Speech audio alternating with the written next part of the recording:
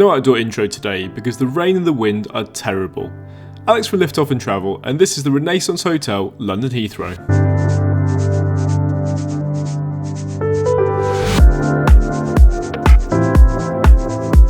The Renaissance Hotel is easily accessible by bus from Heathrow Central Coach Station and just off the M4 Tunnel Road.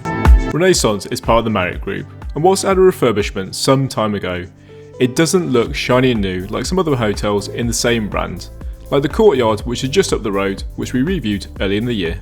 Due to the bad weather, Airlines had sent lots of passengers here due to cancelled flights. With only one person to check us in, it took over 10 minutes. The ground floor is also home to a bar, a hotel shop, and a Starbucks cafe. Let's go see the room, which can be found on the 3rd floor. The details, room type and price can all be found in the description below. Also, if you're having fun, please support us by subscribing and liking below. It takes no time at all, and it allows us to keep bringing you new journeys. So you'll be in for the chance to receive the amenity kit once we hit 1,000 subscribers. This is room 3216, which is on the executive floor, allowing access to the lounge. More on that one later. The cupboard to your right contains a room safe, hangers, bathrobe, ironing board, and an iron.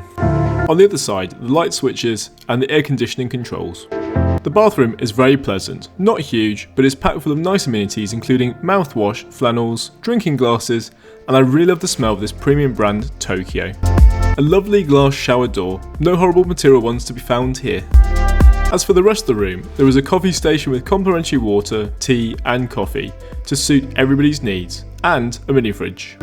This is a lovely, welcoming and warm room to come into on a cold wintry day. Opposite the king-size bed is a 55-inch TV and a small workstation with a comfortable chair and mirror, and oddly, a non-detachable hairdryer.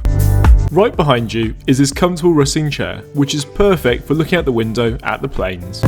This is one of the best reasons to stay here because of how close it is to the runway. The bed is super comfortable and there are plenty of plugs, but sadly no USB. I'm a little hungry, and luckily the lounge begins an evening offering of complimentary food and drink from 17:30.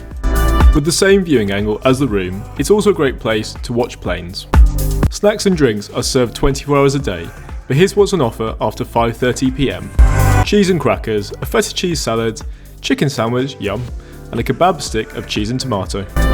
And the raspberry cheesecake was exquisite. I didn't have time to visit the gym, but the bath was heavenly, although the shampoo etc. was far too far away to reach. In the morning, it's back to the executive lounge to grab some breakfast. I don't want to be awake, but I'm flying to Seattle on British Airways in the 787 at 9:50 AM. If you're interested though, to watch this, the link will be at the end of the video. The breakfast was great for a grab and go, but there was no hot food available. And that's the end of my stay here.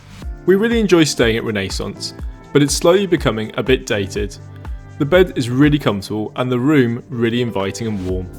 Prices typically start around £100, which is reasonable for an airport hotel, but the views will keep anyone entertained.